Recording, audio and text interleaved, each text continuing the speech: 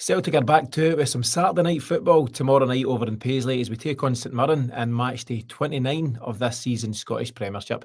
This is Tino with the Countdown to Kick-Off show, joined here by James all for his holidays. James, what's your take ahead of this one tomorrow? Yeah, looking forward to it. It's been a tumultuous few weeks in my absence. It's been very interesting. All the goings on Celtic in Europe and goings on over the road with the instalment of the Staunch. So it's interesting.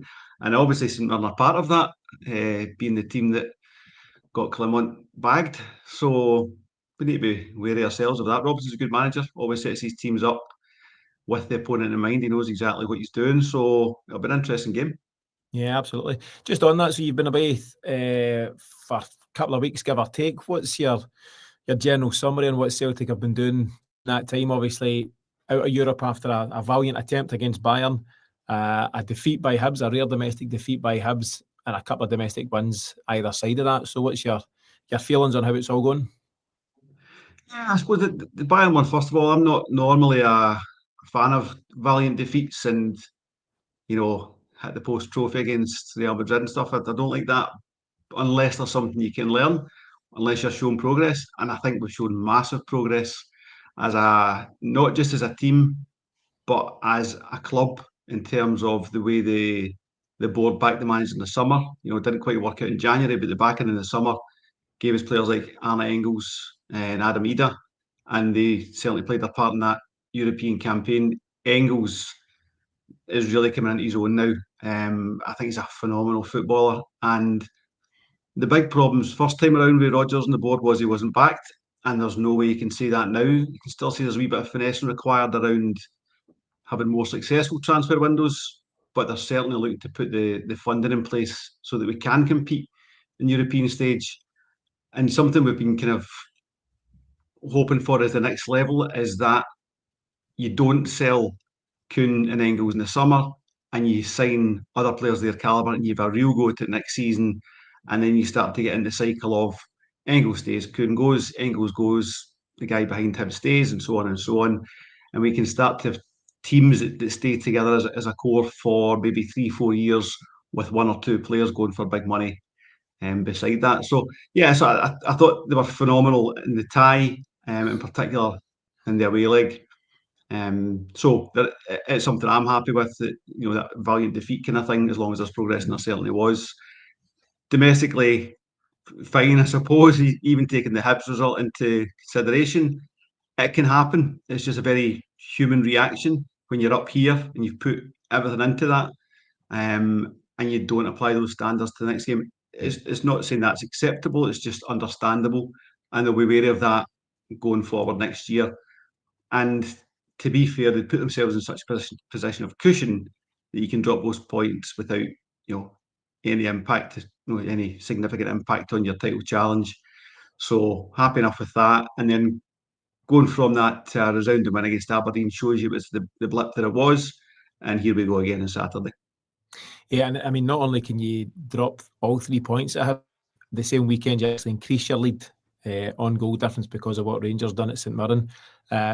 Such as the nature of things, just in terms of the European thing, I think, as you've touched on, the big challenge and what will remain the biggest challenge is keeping the squad together. There is an optimal time for that natural breaking point at Celtic when Nicholas Kuhns do as much as they can or achieve as much as they can and head off to wherever, and we bring in, as you say, the next Nicholas Kuhn or the next Angles.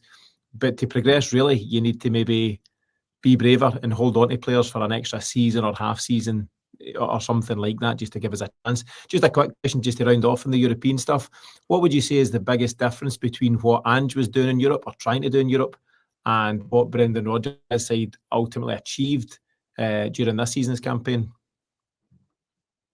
I suppose we had a very instructive lesson at Dortmund, and the team showed that they can mature within that environment and respond to it. There's not a Celtic fan I know that doesn't love the football we played under Ange, but it was terrifying. Because you're all up the pitch scoring goals and you're not at the back defending. Just the nature of his business is all go, and it's so exciting for fans. But I think there was naivety is maybe too hard a word, but I don't think we respond in the Bayern Munich ties, both legs of that tie, the way that the Celtic players did if it was under Ange. The 2-1 game maybe is a 4-1 game, and the away leg is maybe a 3-4-5-0. They were just so controlled, so disciplined, and I think that's just down to the manager. Won't be popular with some, but I think Rodgers is an upgrade on Ange, and that's why, even despite my own feelings on how he left the last time, he was the only choice when it came to the fore. So I think it's just that maturity and their ability to follow instruction from the manager. Yeah, I think it's a team maturing. I think, let me check that. The campaign just finished there, Champions League wise, is our third successive Champions League campaign. All going well. We'll be back there next time around. We'll face one qualifier early to mid-August, I think it is, to get us back to that top table. And the hope is, and we've spoken often, haven't we, about Team Bruges making that gradual but definite progress. Group stages, year one, not so great. Couple more points on the board, year two, progression, year three, and so on. And Bruges now find themselves, I think, in the last 16, just as an example. So, yeah, we'll revisit that in due course. Good to see that progress in general. What we're now seeing, James, is what I think is a definitive strongest 11 from Brendan Rodgers. We've seen it actually take to the field for the second leg at Munich. We've seen it absolutely against Aberdeen. He made some changes. He made 3 changes against Hibs and didn't get the response he wanted. So just to clarify, that strongest 11, which I think by and large most fans agree on, is obviously Kasper Schmeichel in goals, Alistair Johnson right back, Jeffrey Schlupp left back, Carter Vickers and Trusty in the centre. And I do have some concerns over Trusty, but we'll get there. Midfield 3, our strongest 3 at this moment in time, is Callum McGregor, Arne Engels and Rio Hatate, and up front is a trio of Jota on the left, Kuhn on the right, and everybody's hero, Daizen Maeda, through the middle. And that is your best 11 right now, isn't it? It is, but I want to make a wee kind of defence of the players that came in for Hibs, which was, I think, McCowan, Taylor and Ida. Is that right? Yep. So, yeah, I thought they were all, maybe McCowan would be slightly harshly treated, but I thought they were all not great. But they were coming in, and particularly guys like McCowan come in when they get their chance and they look to really grasp it. They want to show the manager why they shouldn't be on the bench in the first place. I think that's really hard to do when the other 8 players around you, every single one of them is off the ball. Even down to CCV, Schmeichel's distribution, things that we've really taken for granted as a team and as a support. So it's really difficult for those guys to show their best stuff when the team around them is way off the pace. And I just hope the management kind of take that into consideration, that they're not writing these guys off, because I certainly think Ida's a player. I think McCowan's a player. I think Taylor's situation is what it is, and we'll see that phase out over the next 3 months, and that's the way football goes sometimes. But the other 2, they need to be considered as part of this team and really important parts of this team. So I don't want them kind of written off, because I don't think it was all down to them. I think it was down to the 8 other players around them as well. But yeah, I mean, I've got my first 11 for tomorrow, and none of them are on it. So no, just to contradict myself there. Yeah, well, why not? Is the 11 you've gone for the 11 that I've marked down as the strongest then? Is that it? Yeah. Kasper, Alistair Johnson, CCV, Trusty, Schlupp, Carl McGregor, Engels, Rio, Kuhn, Jota and Daizen. That's it. And this is the thing. I agree with your point. It's pretty harsh to put them on the 3 guys you mentioned, Ida, Luke McCowan and Greg Taylor, when the whole team just didn't turn up against Hibs, and they seem to be the fall guys for that one. They weren't having a great game, but nor were a lot of their teammates, and that's the way it goes. And I suppose it's just a harsh, cutthroat world that when Brendan Rodgers is backed into if that's the right term, he just comes out fighting with his strongest 11. I expect he'll start with similar, if not identical to that 11 tomorrow in Paisley. And it leads me on a decent question that's come in from Tommy Dawson. And thanks to Tommy and everyone else that continues to join us in the live. Remember, you do need to be a member of the channel to comment here, but there is a link to do that in the show notes, and you can be asking questions and commenting in the next minute or two. Tommy asks, tomorrow will be an extremely physically demanding match and potentially their last dangerous away fixture before the break. So on that note, would you be happy to pick up the 3 points in any way possible? And just to clarify as well, the fixtures are fairly kind to Celtic in terms of what we face. So after St Mirren, tomorrow we've got Hibs at home in the Cup, and that's going to be interesting given what happened last week. But Hibs at home on the 9th of March. We've then got Rangers at home on the 7th, international break before we're home to Hearts. Then the last away game before the split is St Johnstone away. St Johnstone are languishing down the bottom of the table. And then we play Kilmarnock at home on the 12th of April, and then it'll be split fixtures after that.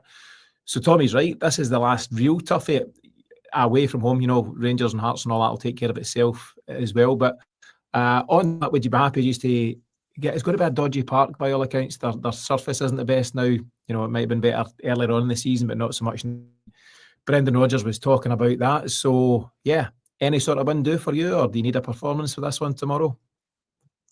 No, I mean, this team have shown that they can perform and play scintillating football. So you only need that if a team doesn't really have an identity and you're trying to see that identity in them. But this is a title running, so you get your 3 points any way you can. I don't think it will necessarily be that way. I think their default is to play football and you know, attacking, interesting football. So I think we'll see plenty of that. But it certainly wouldn't bother me if it became a lot of attrition and we, you know, get out there with a 1-0 or a 2-1 and up the road. It's title running, get the 3 points first. Everything else is secondary. You mentioned a war of attrition. The wars of attrition suit a player like Austin Trusty. Spoke about him after the Aberdeen game. Celtic won 5-1. Good result. Solid performance. Not our best performance of the season, but and certainly a great scoreline. But Trusty wasn't great, and he just didn't look hugely comfortable either on the ball or defending. I've made my point that I don't think he or Liam Scales are the answer moving forward, and that might be harsh or not, but it's how I feel about it at this moment in time. What's your take? Is he the man, or can he be the man that Celtic need in that left centre-half position? I think it's difficult. I think what Celtic ask of defenders is difficult. And it does take time. If you look at what Alistair Johnston is as a defender or as a footballer now compared to three and a bit years ago, I just don't know if he'll get the time. And I don't know if he necessarily has the football and intelligence to play as a centre-half for Celtic, because you're not just a centre-half, you are the start of the attack, or certainly just about the start of attack if you're taking the ball from the goalie. And that's asking you then to be in advanced positions in the pitch, but also be very aware of what's going on behind you and for counter-attacks and being fast in the counter-attack. And I think that's where he's getting most exposed, is when there's a fast ball coming past him and he's sitting maybe about halfway line. He's not sharp enough to see that it's coming, and then not quick enough to be pursuing the attacker that's maybe getting the better of him, and he ends up getting in physical wrangles. I thought he was walking a bit of a tightrope on against Aberdeen, where he was wrangling with the boy, and the boy had the better of him, and it could have been, you know, red cardable if he wasn't careful that he wasn't the last man, and that can cost you. So that was just one example of where I see it doesn't really suit his game. But then you see him in games where not backs to the wall, but when you're asked to be a traditional centre half, and he's phenomenal. You know, Atalanta was, you know, probably his best game in a Celtic jersey, and he's so comfy in that environment. He really enjoys it. That's not the environment you'll play football in at Celtic, and we've now shown that that's not even the environment you play football in at Celtic in Europe. So I don't know if it's going to be the answer long term if they can coach it into him. You know, like they have improved players like Johnson, but I like Johnson from day one. So they were improving on a high line with Johnson. What you're trying to do with Trusty is change his game and maybe fix mistakes, and that's a much harder call. I don't know if he'll make it. For similar reasons to Scales, I think they're both the same type of defender and not necessarily suited to how Celtic play football. The frustration there is, particularly in terms of Brendan Rodgers' time here, Austin Trusty was scouted to do a job that the manager has identified. You know, he's spoke to his recruitment team, said, I want to play in a certain way, go and get me the centre-half that does that.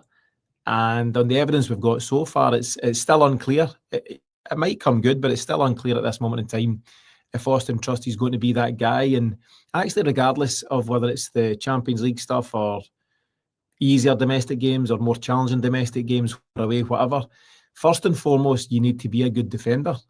Ball playing is obviously part of it, but Alistair Johnston and Carter Vickers are our best defenders but they are defenders first and foremost. They're absolutely solid at the back, and very little gets past them. When Kieran Tierney comes in, his first job is brilliant defender that he is. And then when you do that, it then gives you license and a foundation to then go and do the attacking stuff, set off the attack, set the wheels in motion and go from there. And I'm just not sure if Austin Trusty has the right balance of defending and attacking to take it forward. But as I don't want to spend too much time on it just now, but as an ongoing topic of debate, and the time to address these issues are when you're winning games of football, when you're winning titles, all going well, and when you've got 60, 70 million in the bank to do something about it. But let's see what the plan of attack is there. In terms of options on the bench, James, yeah, so if we go with that 11 that we do think and agree that is Celtic's strongest, then leaves guys like McCowan, like Ida, like Greg Taylor, new father Greg Taylor, and it's interesting to see where he's at just now, getting into the final 2-3 months now of his contract. Yang, who came on and made an impact against Aberdeen, and a couple of others. And time is running out for some guys, James. I don't want to say the writing's on the wall for any of those guys I've mentioned, but opportunities are few and far between for Celtic players, and you've got to make the most of them when you do get that wee window.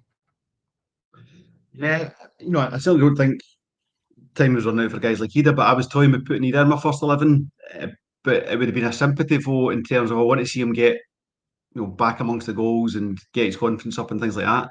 But that's not the job. The job is to pick the strongest team, and I think he's not that when you've got the options of Kuhn, Dyson and Jota at the moment. So not like I say, not that Ida's having to kind of clamour for minutes in, but guys like your old pal Yang, Kenny, you'd like to see Kenny make some kind of impact between now and the summer, because if not, that's done. I think it's his only chance. Definitely want to see more of Dane Murray. I don't want to see us putting Scales in as the first choice, second choice centre half. I want it to be Murray and see what we've got with him. Scales is obviously there to get a bit of versatility that he can cover for left back, but if Taylor's going to play those minutes now that he's back available, then it's Murray for me. Ralston, I think, is he knows his position. I hope he knows I love him first and foremost.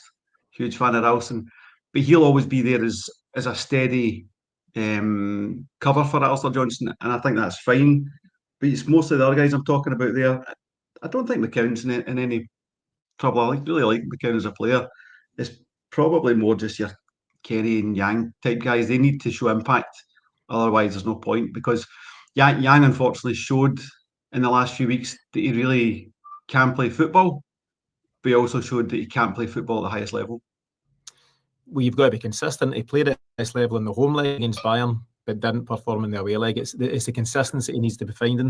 Me and him's been out the back, working hard at it, 1-2s and keep you uppies and all that kind of stuff. So I'll keep persevering. We'll see how he goes. Yeah, Johnny Kenny's fallen a bit out. I thought he might get some minutes. It's not the case. Daniel looks like he'll be gone, West Ham or otherwise. And for Luke McCown's contracted, I think, till 2027. So he's got time, and I believe trusted the manager. But I think there's improvements to be made, and he'll be okay with that. He's here to improve, and the manager is the very kind of guy that can bring out those improvements in those kind of guys. So we'll see what player. Tam O'Donnell makes the point that he thinks that it'll go with Adam Ida up top because of St Mirren's height. That might be a factor, but we've also had the opposite argument of that. Like, do you go height for height? Does that suit the hammer throwers and the kind of industrial, robust defenders, or do you put one small and pacey, Dyson Maeda, Nicholas Kuhn, Jota against those guys? My answer to that was how much change Kyogo got out of St Mirren's big guys over the last few years, and it's a lot. So I would just go with that kind of idea. Yeah, maybe so. Just last comment for now from San Fran Celtic. He says that he likes the idea. It was someone on the channel, can't remember who mentioned it, of potentially Schlupp beside Carter Vickers in the centre, and it might be worth a look. Just on Jeffrey Schlupp, the manager was asked if there was going to be a discussion with him about making his deal permanent, and he said it's something he's planned in for later on in the season. So it sounds like he's into that. He talked about Jeffrey Schlupp being a guy with a decade of experience in the English Premier League, and he's got what manager called Premier League physicality. Powerful, strong, pacey, all these things. He's a versatile player, and I don't know, maybe the centre-half solution that we're looking for might be in the building right now. So we'll see what the plan is there. James, one big plus about the Aberdeen game, apart from the 5-1 scoreline, of course, was young Jude Bonner getting minutes, and the manager was asked how important it is to him to get academy players, into Celtic's first team. And he said it's hugely important, and wherever he's been in his career, he's always given young players the opportunity to impress. Now, I don't know much about Jude Bonner, but when he was pressed on it, he said he's a guy that's been working in the gym. The manager's clocked that he's spending time in the gym working on his physicality. He also said he's a young player who's very aware of the tactical approach that the first team take. Obviously, the B team tries to mirror what the first team are doing. He's very switched on there. And the last thing he said was important to him is that these young players coming through have personality, show their personality as a player. And that's what Jude Bonner seems to have done. He's kind of come out the blue. We know Dane Murray's around. We know Daniel Cummins is around. One or two others. There wasn't anything that any of us, seen happening. But he's obviously done the things you need to do to impress the manager. And fair play to him for getting in when nobody really expected him to. Yeah, I mean, first and foremost, fair play to him. He's put the work in. He's put the work in at the gym, and that's the thing that gets me about some of the new side of things. I know of kind of kids that are of early football playing age, and they're monsters. They're never out the gym, and there's you probably see them in your gym as well. Kind of thing. I don't go to the gym, bro. Yeah, for me.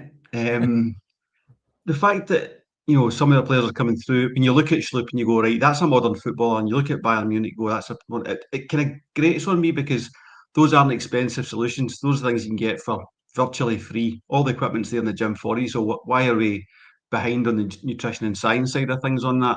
So the fact that Bonner's bucked that and just said, well, there's the tools, I'm going to use them and give myself the best chance possible of making it into a team and getting the reward for that.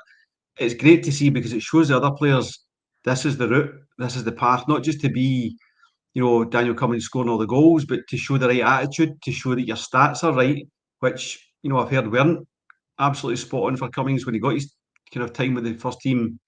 That kind of slipped away as to, his markers and his nutrition and his performance. So Bonner's shown quite the opposite. He's just shown, I'm going to get my numbers and show the manager that I deserve my chance. And the manager, to be fair to him, has played his side of the equation and given him his chance. Yeah, there's some things for a young footballer trying to make his way at Celtic or otherwise, which are out with our control. You can't control the guy in your position just being a brilliant player, or the guy in your position staying fully fit, no real window of opportunity. Tough fixtures in Europe, and it's not quite the time for you. All these things are certain things they just cannot influence. But what you can influence is your additional work in the gym. It's your openness to learning how the first team play, and it's paying attention at all these team meetings and things like that. And I don't know, if Jude Bonner's in the gym putting in a shift, I'd like to 15 or 16 other B team players next to him. They should all be putting in the shift. I really don't know. This is speculation, but I'd like to think that these young guys aren't going and putting in their training till 11 or half 11 or 12 and then just going up the road and playing PlayStation or whatever young guys do these days. But whatever it is, Jude Bonner seems to have done something and caught the eye of Brendan Rodgers. And there's a very sincere hope. We speak about the youth frequently and the lack of academy lads breaking through. And it's been too long since a KT, a Calmac, a James Forrest, etc. Broke through from the academy and became a consistent first-team player. I know there's Tony Ralstons and Stephen Welshes and other guys around, but consistent starting for the first team. It's not happened for long enough. And whether it's Jude Bonner, or Dane Murray or somebody else, there is a genuine hope that they'll come. There's also the assurance as a fan that if they are good enough, Brendan Rodgers will play them. And that then becomes a challenge of Steve McManus and Johnny Hayes and Darren O'Day and other guys that are working in the backroom to provide the manager these kind of players. Anyway, another topic, James, for another day. St Mirren, the opposition. So there's been a bit of chat about what they're offering, physical, that kind of thing. Not great surface, all these kind of things, which will be a challenge, but it's up to Celtic to overcome it.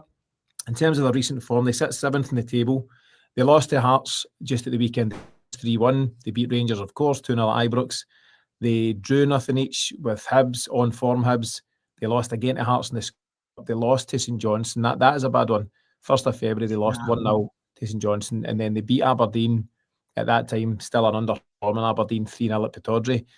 Mixed bag is the fairest assessment you can give them there. So we know on their day they can be good and they can be effective. They can also be pretty average. What are you expecting from this one? They have been inconsistent, no doubt, but they always seem to up their game not just for us, but for the bigger games. They're obviously up their game for playing against Rangers there and handily beating them. So I think they'll be well motivated. It's in Paisley, so the fans will be fervent as they always are, which is good to see. I don't think it'll be anything sloppy. I think they'll be really, really disciplined. I've not seen Robinson's press conference, and I probably won't watch it. But just from reading the comments here, Robinson said he's looking to take advantage of the pitch. It's pretty poor, but as what it is. So if he's relying on a poor surface to level the game, that's all right in the juniors. But you're playing the top league. It's one of my gripes that Scottish football does itself down with stuff like that. Instead of having standards like ground maintenance and length of grass and all these things, they allow those things to creep into the game, and then they wonder why we don't perform in Europe or why the national team, doesn't do well. The evidence is all there right in front of you. So, but yeah, they'll be motivated. I do like Robinson. I think he's a talented coach. He could be applying for different jobs in the summer, maybe. Who knows? Well, there might be a job that comes up if Barry and the boys don't perform, but we'll watch that space. Just another comment, and it's from Gypsy King. Gypsy King's a good pal of the show, and him and I are in touch quite a lot. But he keeps asking about more in midfield, and I don't think we'll see that under Brendan Rodgers, and I don't think we should see it under Brendan Rodgers because it's not broke, so let's not fix it. There's a 4-3-3 that has been very effective for Celtic all season long. In fact, Brendan Rodgers came in last season once we kind of got over the teething problems, the initial problems. And what we've got is a Celtic that generally play pretty free-flowing, enjoyable football. They win games more often than not. We're progressing in Europe. And I really don't see that change, GK. I don't think it's something we're going to see anytime soon. But it's a valid opinion, as are all the other opinions that are put our way. James, in terms of the bigger picture, so yeah, it could be quite a difficult game. It might be a physical challenge. It might be a wee bit scrappy. Paisley on a Saturday at 5:30, I'm sure can be lively as well. So that might all play its part. And hopefully it's a fairly raucous atmosphere. I think that's to be enjoyed by all concerned. But the bigger picture for Celtic now is, in my opinion, we're firmly in the countdown, the home straight, if you like. There's now 10 games remaining. And we know that if Celtic win the next 5, including, beating Rangers on the 16th of March, then that's it, done and dusted. And I'll repeat that. I know that's simple for me to say that, but I've mentioned earlier on there, I've rhymed off the fixtures that we face. It's got to be very doable for Celtic to go and win those 5 games. And I'd mentioned before that Brendan Rodgers will have set targets for the team at different points in the season, but now they can see the finish line. There's this real clear run to what would be a 4th consecutive title, and I'm pretty sure you're going to get a really focused Celtic over these next couple of weeks and months. Yeah, and that's the thing we saw last year. This team, once they saw the finishing line, they just gritted their teeth and pushed right for it, and no distractions whatsoever. So it's really playing now. And is it just about last game of the split we would take it? Is that right? 5 games take us right up to the last game of the split. I don't know if we can win it pre-split. There's 6. I think it'd be the first game of the split we could win it. Right, okay. So they know exactly what they need to do, and tomorrow's just the first of those. So everyone that you don't win, just hold on. I'll correct myself there. I'll correct myself. I'm having St Mirren will be the first of the 5 games. Rangers, Hearts, both at home. St Johnstone away. Kilmarnock at home. Yeah. So there's 5 games in front of us. We know it's a pre-split win. So it's really playing for them, and any game you don't win just extends that further. And it just means that you've got to keep your focus and your mentality that bit longer. They can allow themselves a bit of relaxation in the split if they can get the job done before. And this is a team full of winners, and some guys that will be maybe experiencing it for the first time at this level. Arne Engels, thinking of, for example, Schlipp's been there with Leicester. There's high caliber winning guys, so they know how to win and they know the importance of it, but also the importance of getting it done early and then just giving you that bit of headspace in the running, because, like you say, there's a qualifier coming up, and it won't be an early one, but it won't be a late one either. It's still got to be done to get us in the Champions League if we can obviously win this league. I'm not one for calling leagues early, but I think there's not a Celtic fan in the land that wouldn't say this one's done. It's just a matter of getting it over the line. Yeah, and I don't think we'll see, Celtic should be barring, I don't know, some sort of crazy happening. We will win the league, but the manager will be keen not to limp over the line and not to do it by drawing a couple, losing at Ibrox, other things of that nature. He'll want to, make a statement and finish strong. And the hope, of course, will be that there's a Scottish Cup waiting at the end of the season, and to get there, you need to beat Hibs in the 9th of March and a semi-final beyond that, and that's all stuff the team will need to take care of. The manager, as much as you and I and fans can have these kind of discussions, the manager was asked following the Bayern Munich game about, will you be keen to get back here next year and do things differently? He said, we're not even champions yet. I can't think like that. And I like kind of humility and that kind of grounded approach. They believe in themselves as a team. Celtic know they're a very good side and all going well with a side that will continue to move.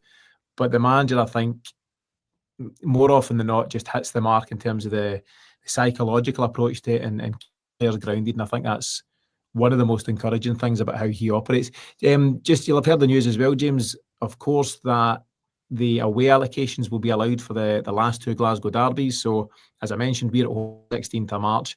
There will then be a fixture post-split. So away fans will be allowed at both, which I think is a great thing. And I think at the moment it'll only be a couple of thousand. It might be that then increases back to at least something close to what it once was. Tommy Dawson says, should away fans be allowed in at the derby? Absolutely yes. It's an absolute must for me. It's one of the biggest factors in Scottish football. It's one of the biggest marketing tools we've got, but it's also one of the most exciting things about Scottish football. Tommy says, I think we should have waited till season since we missed out in January. Well, as I mentioned, you're going to get a Celtic Park one and an Ibrox one. So it all balances out for me. James, what's your general take on that situation and what seems to be working its way back to normality? It's a huge positive for the game. It's in line with what I'm saying earlier on about standards, in terms of the grounds we need to play at and the standards that should be applied to those, and things like stopping Kilmarnock blocking Rangers fans from going to the game the other night there. Fill the stadiums. There should be an absolute, basic understanding that the first driver is to fill all stadiums at all times. If you can't fill them with your fans, then the away fans will fill them, and you shouldn't be allowed to block that. It generates more atmosphere, generates more money, generates more interest in the game. And the Glasgow derby is part of that too, so we all know why it happened. So there's no dubiety about this, that, and the next thing. Rangers fans couldn't quite take getting panelled in their own backyard, and they whinged about it, and then they stopped away fans. But there seems to be some sensibility. It's come to Ibrox, and we're back here now, and they put the right kind of protections in place that they weren't doing. Otherwise, Celtic wouldn't have signed up to that. And I think that was what Celtic were just waiting on, was this final kind of confirmation that they'd done the work. So yeah, we've got their fans at ours next month, and we'll be at Ibrox in April. So yeah, just start thinking about what's the best thing for the game as a whole. So fix the pitches, maximise the attendances, have Celtic Rangers games with full representation or maximum representation from away supporters. Huge positive for me.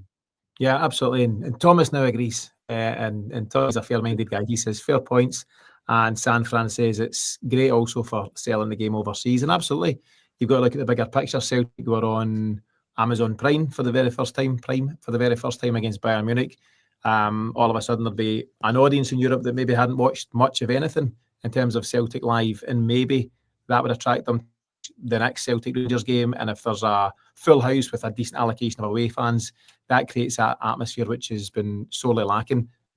Just on that, night and day Prime's coverage, not just because you were on it, Prime's coverage versus Sky's coverage, and the snidey schoolboy pathetic nonsense they come out with, bagpipes and the intro tunes and Chris Boyd and all that stuff, versus Prime actually looking into the football and the stories behind the games and giving us a real show. Now, obviously, they're throwing a wee bit of money at it. Sky clearly aren't. But that shows you, I've always been annoyed at that contract with Sky getting renewed. The people in charge of the commerciality of Scottish football should have been run out of town a long, long time ago, and Prime have shown what we can actually get if we start to properly market our product. You don't like bagpipes? I like bagpipes, but it's pathetic, it's like as if we're all just running about with kilts and bagpipes, Just eating shortbread and drinking iron brew. Yeah, it seems to be that approach. It was good coverage on. And as I say, it does open Celtic out to a new audience and an audience that might tune in, as I say, for the next Glasgow derby. We know too, actually, just while we're on this subject very quickly, that Hibs, I think, are bringing 7,000 fans for that game. I think that's great. You know, that's what football is about, and I think they're having a good season all of a sudden. You know, David Gray's done a brilliant job turning it around. They're now 13 games unbeaten, I think. They beat Dundee United during the week. And my nice segue here is they got a very fortunate VAR call at 1 each, and they went on to win the game 3-1. Breaking news, James, is that the SFA have now confirmed, the key match incident panel have now confirmed they were wrong to disallow Daizen Maeda's equaliser for Celtic at Hibs last week. I've just got the headline. It's coming through from Sky Sports Scotland, so it'll be interesting to hear read the quotes and hear any detail on. I wonder if there's VAR audio doing the rounds, but yeah, it's what we all thought. We'll not revisit that one just now, but it's exactly what most of us thought when watching that game. James, we've run on a wee bit time-wise, so to get back on track, focused again on St Mirren on Saturday night, we've covered what we think Celtic will go with. We've covered the challenges that we'll face against St Mirren. What do you think we're going to see as a score and why? 3-1 Celtic. It's just, you know, I've missed a wee bit of Daizen and stuff. I've kind of caught games and highlights. In fact, I think I saw all the games apart from Hibs and Aberdeen. I can't see them in highlights. But geez, Daizen, man. So that was really interesting. James Tavernie's just been moved to centre half at Rangers, just as Daizen is made centre forward. Yeah. So I think with Daizen there's going to be goals for Celtic tomorrow night. And there's some players that really want to show, you know, he'll be coming off the bench to show what he can do. Jota's just getting that game at a time, you know, back to his best. Kuhn has shown his devastating ability in Munich and is, you know, been a wee bit off the boil in the league by his own very high standards, admittedly. So I think there's a lot there, particularly in the final third for Celtic, that will suggest we've got goals in us. But we've, you know, discussed there's a wee bit of shakiness at the back, and St Mirren will be going hell for leather. Big guys up at corners, Gogic and the likes. So I think they've got a goal in them, but I think we'll take it in the end. Yeah, in how furious Kasper Schmeichel was at conceding that goal. Celtic were chasing down a clean sheet record, and they still are chasing the overall clean sheets for the season, but I don't think we can afford to concede many over these remaining 10 games. So hell bent on making up for that. I think Celtic will win 2-0, but I'll go to some of the scorelines we've got coming in. Mazar has gone for 2-0 Celtic, a professional job to be done in Paisley.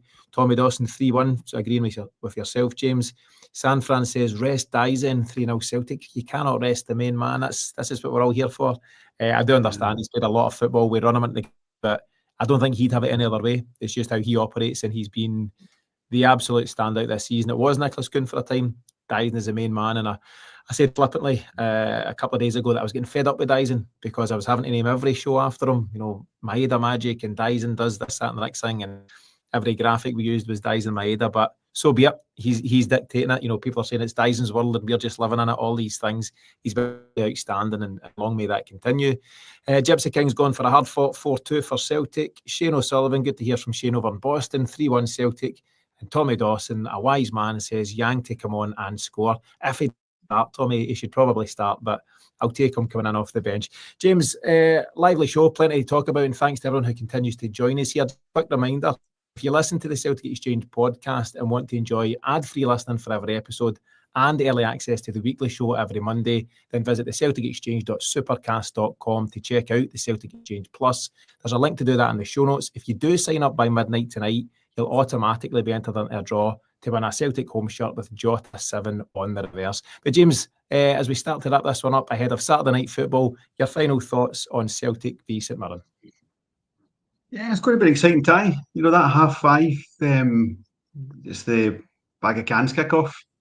So it's going to be a frenetic atmosphere. And a team that, you know, has done really well under Robinson over the last wee while. Like you say, a lot of inconsistency in there, but they're built for this game, that's for sure. But the Celtic players and the Celtic fans just seeing that fourth title in a row on the horizon, I can't see us doing anything but being totally up for it and getting the job done. So can't wait. Yeah, looking forward to it as well. I forgot to give my own scoreline prediction. I'll go for the same 3-0 that San Fran Celtic's gone for. Final score that's come in from Colin Rodgers, a record-breaking scoring up for grabs, 5-0 to the Hoops. So another Daizen Maeda double is a prediction from Colin. James, thanks for being here on a Friday afternoon. Thanks to everyone who continues to follow watch what we do, listen to what we to support the Celtic Exchange. We'll be back on Sunday with the Final Whistle show, following Saturday night in Paisley. But until then, have a great weekend. We'll see you all.